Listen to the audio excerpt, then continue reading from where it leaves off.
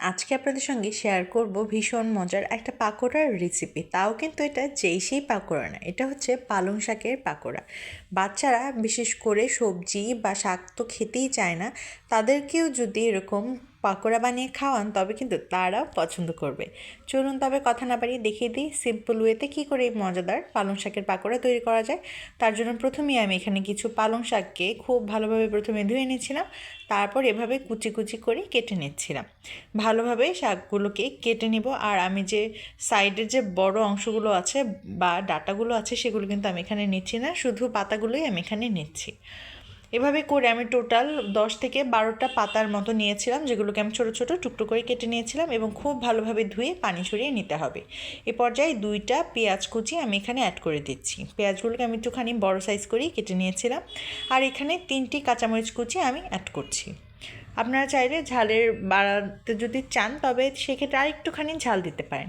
আর দিয়ে দিলাম একটুখানি ধনেপাতা কুচি, দিয়ে দিলাম 1 চামচের মতন লবণ, 1/2 চামচ করে প্রতিটি মশলাই দিব। হলুদের গুঁড়া, মরিচের গুঁড়া, ধনিয়ার গুঁড়া এবং জিরার গুঁড়া, আর 1/2 চামচের মতনই চাট মশলা আমি দিয়ে দিচ্ছি। এই পর্যায়ে দিয়ে দিব 3 চামচের মতন চালের গুঁড়া। চালের গুঁড়াটা কিন্তু ক্রিস্পিনেসের জন্য ইউজ করছি, আপনাদের কাছে চালের গুঁড়া না থাকলে কর্নফ্লাওয়ারও ইউজ করতে পারেন। আর এবারে দিয়ে দিচ্ছি 1/3 কাপ পরিমাণ বেসনটা আমি ওভারঅল 1/3 কাপ দিয়েছিলাম। প্রথম পর্যায়ে আমি একটুখানি কম দিয়েছিলাম, কিন্তু আমি টোটাল অ্যামাউন্টে আপনাদেরকে বলে দিয়েছি। এবারে খুব ভালোভাবে একটুখানি মিশিয়ে নিতে হবে।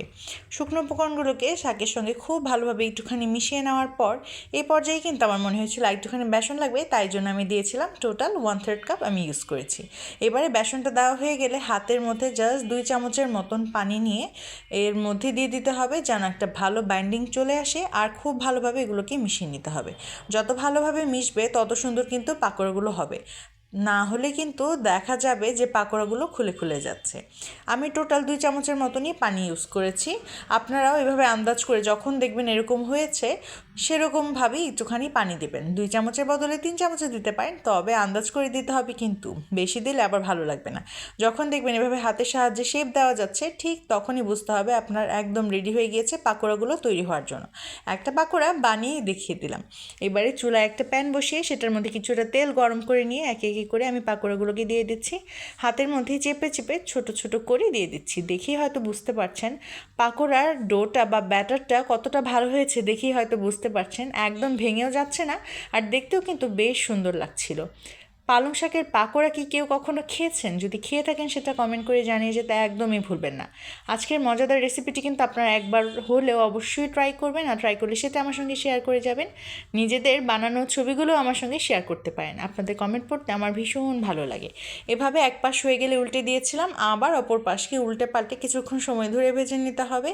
এভাবে খুবই অল্প সময় কিন্তু এই মজাদার পাকোড়াগুলো ভেজে নেওয়া সম্ভব। কে কোন জায়গা থেকে ভিডিওগুলো দেখছেন অবশ্যই কমেন্ট করে জানিয়ে যেতে পারেন। আর আপনারাও কি এরকম শাক দিয়ে ভিন্ন ভিন্ন রান্না করেন? যদি খেয়ে থাকেন বা রান্না করে থাকেন সেটা তো জানাবেনই। তার সাথে সাথে আমি আর কি রান্না করতে পারি পালং শাক দিয়ে স্ন্যাক্স আইটেম হিসেবে সেটাও আমাকে অবশ্যই সাজেস্ট করতে পারেন। আমার পাকোড়াগুলো একদম ভাজাভুজি হয়ে গিয়েছে, এবার এগুলোকে পরিবেশন করে নেওয়ার পালা। দেখতে পাচ্ছেন কতটা সুন্দর হয়েছে, খেতেও কিন্তু ভীষণ মজা হয়েছিল। নিজে বানাচ্ছি দেখে বলবো না, সত্যি কথা খুবই মজা হয়েছিল। এবারে এক এক করে সবকটি পাকোড়াই কিন্তু আমি তুলে নিচ্ছি। ব্যাস, আজকের মজাদার পালং শাকের পাকোড়া তৈরি হয়ে গেল। রেসিপিটি কেমন লাগলো কমেন্ট করে জানিয়ে যেতে একদমই ভুলবেন না। ভালো লাগলে লাইক কমেন্টের পাশাপাশি একটা শেয়ার করে ফেলবেন। আপনাদের সুবিধার্থে একটা পাকোড়া আমি এখানে ভেঙে দেখাচ্ছি। খুবই ক্রিস্পি হয়েছিল আর দেখতে তো সুন্দর হয়েছিল, এই ভেতরটা তো খুবই মজাদার লাগছিল। আর ধোয়া যখন উঠছিল ক্যামেরায় হয়তো ঠিক ততটা বোঝা যাচ্ছে না। ভীষণ মজার এই রেসিপিটি ট্রাই না করলেই মিস হয়ে যাবে, খুবই ক্রিস্পি হয়েছিল। আর এই মজার রেসিপিটি নিয়েই আজকে তবেই বিদায় জানাচ্ছি। সবাই ভালো থাকবেন, সুস্থ থাকবেন।